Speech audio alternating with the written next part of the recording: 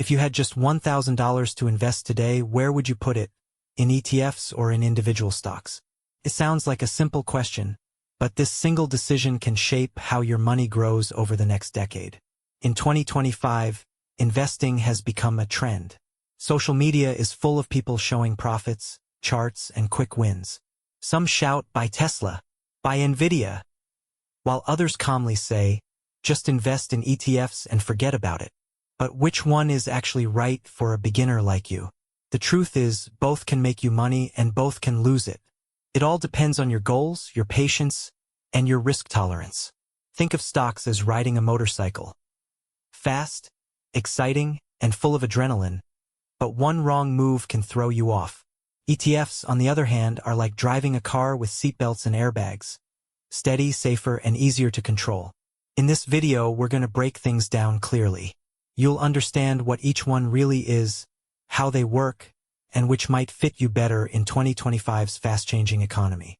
So before you invest your first dollar, make sure to subscribe to the channel so you don't miss any of our new videos. Because one small decision today can be the difference between financial stress and financial freedom in your future. Understanding ETFs and stocks. Before deciding which is better for you, let's first understand what ETFs and stocks actually are.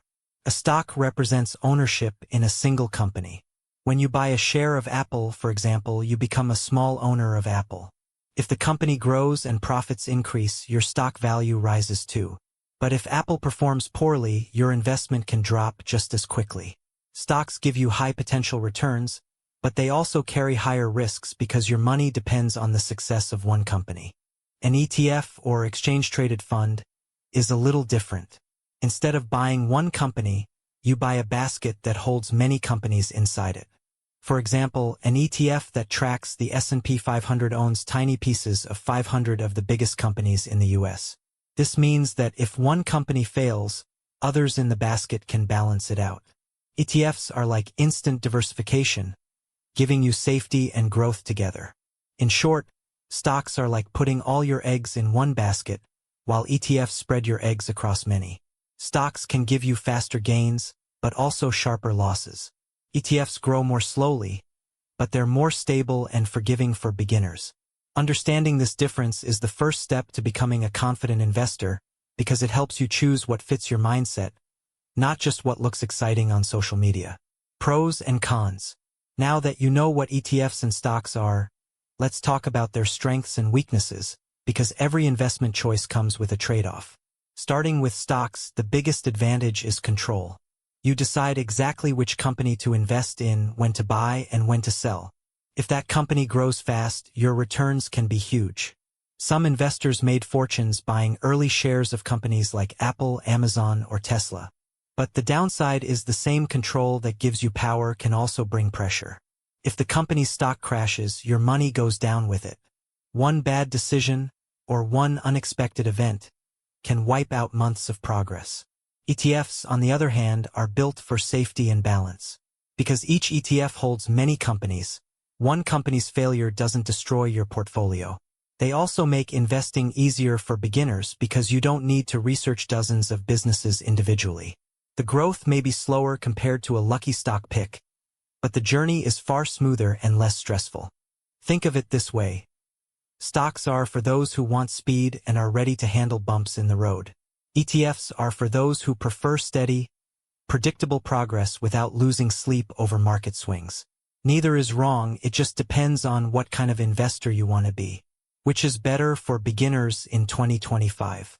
So, which is the smarter choice for beginners in 2025, ETFs or stocks?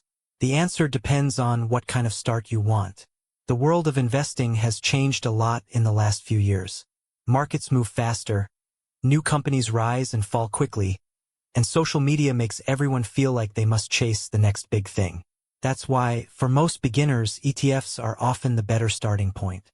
ETFs give you instant diversity without needing deep financial knowledge. You don't have to guess which company will win next. Instead, you own small parts of hundreds of them at once. If one fails, the others balance it out. This makes ETFs more stable and beginner-friendly, especially in unpredictable markets like 2025. Stocks, however, still have their place. If you want to learn how markets work or you have strong interest in specific companies, owning a few individual stocks can teach you a lot. But that learning comes with risk. Prices can swing wildly, and beginners often panic or sell too soon. So if you're new, start simple. Build your foundation with ETFs first, then experiment with a few stocks once you feel confident.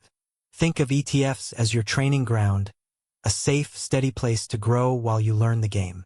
Once you master the basics, stocks can become your next step toward bigger rewards. Common mistakes beginners make. Many beginners enter the world of investing with excitement, but that excitement often turns into frustration because of a few common mistakes. The first mistake is trying to get rich too fast. People see stories of traders turning small amounts into big profits and believe they can do the same overnight. In reality, investing is about patience. Quick profits can happen, but they usually don't last. The second mistake is investing without research. Some beginners buy a stock or ETF just because someone on YouTube or social media said it's the next big thing. But investing blindly is like driving with your eyes closed. Always take time to understand what you're buying and why. Another big mistake is putting all your money into one stock. Even strong companies can crash when the market shifts. Beginners often forget that spreading your investments protects you from major losses. That's why ETFs are such a helpful tool. They make diversification automatic. Lastly, many people panic when prices drop. They sell in fear, locking in losses that could have been avoided. Markets rise and fall all the time. Patience is what separates long-term winners from quitters. If you can avoid these common mistakes, chasing hype, skipping research, betting everything on one stock and panicking too soon, you'll already be ahead of most beginners trying to invest in 2025. Advice: now that you understand the difference between ETFs and stocks, it's time to take action. Don't just let this information sit in your mind. Use it. Building wealth doesn't start with luck or timing. It starts with one small, smart decision.